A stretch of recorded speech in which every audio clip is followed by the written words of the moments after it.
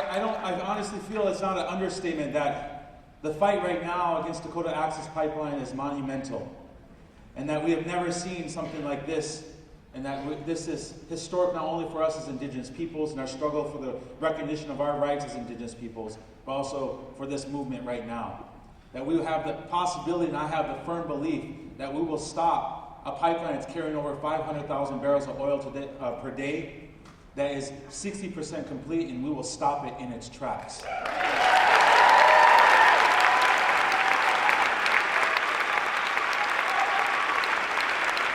In this moment, this fight isn't just happening there on the ground, isn't just those on the front lines, even though they are putting their bodies on the line. It's each and every one of us that has a part to play in this.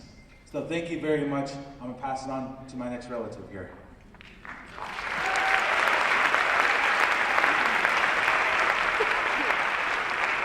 My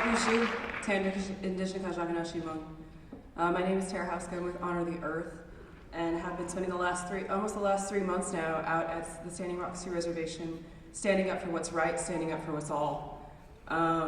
So many of my friends and relatives were arrested yesterday. Over 100 people now are being distributed throughout North Dakota because the jail can't even hold that many folks. They were maced, they were asked to leave, and then just surrounded by police officers and arrested anyway. They're acting without any consequence, any real sense of justice. These are US citizens just like everyone else. We deserve rights just like everyone else.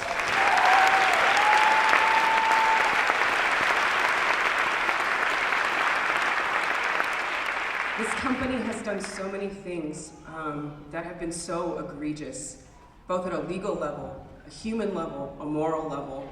One thing that stands out in my mind was when the tribe actually exercised. People keep saying, you know, where were you in the process? The tribe has been engaged in the process. The process does not acknowledge Native American rights. There is no process that is just, that they're participating in, but they've still participated nonetheless.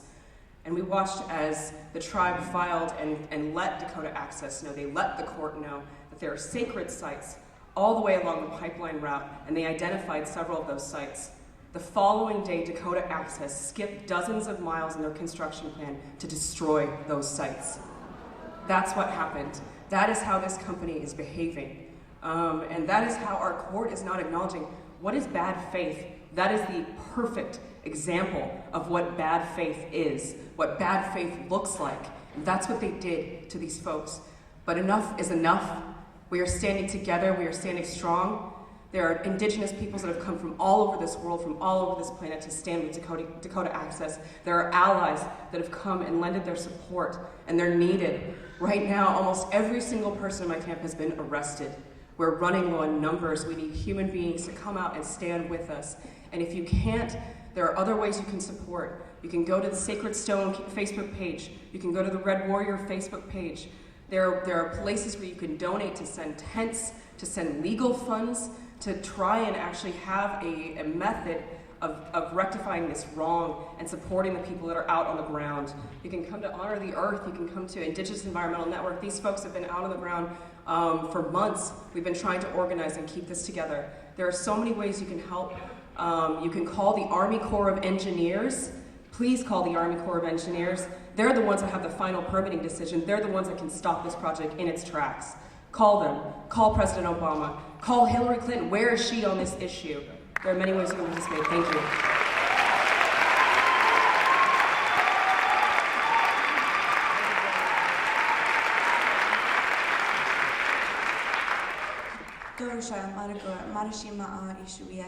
And so in Heradza, I said, hello relatives, my name is Eagle Woman. My English name is Kandi Mossett, and I've been at the camp with my 3-year-old daughter since August 15th. And it's hard to stand up here, and it's so surreal being here, but I appreciate each and every one of you for being here and for allowing us to speak today, because it's been really hard to be there. My daughter wakes up in the morning when we're in the tent, and she hears these helicopters and she sees these planes, and she's like, Mama, look! And she's all excited. She doesn't even understand that they're spying on us because we're water protectors.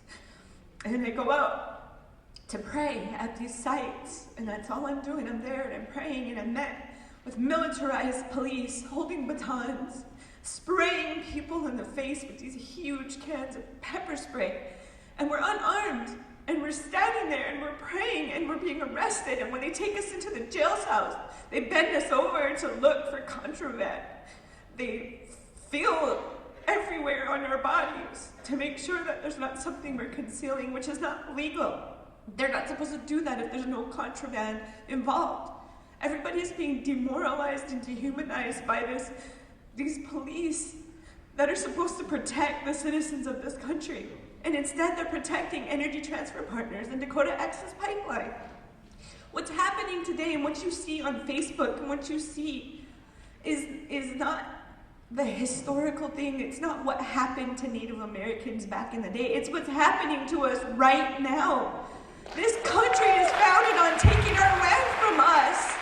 And we need people to realize that it's not history, it's now. And we need people to help us by praying with us. This all started in prayer and ceremony, where they said if we stood in prayer, we would win. And people tell us, what are you doing? It's 60% complete.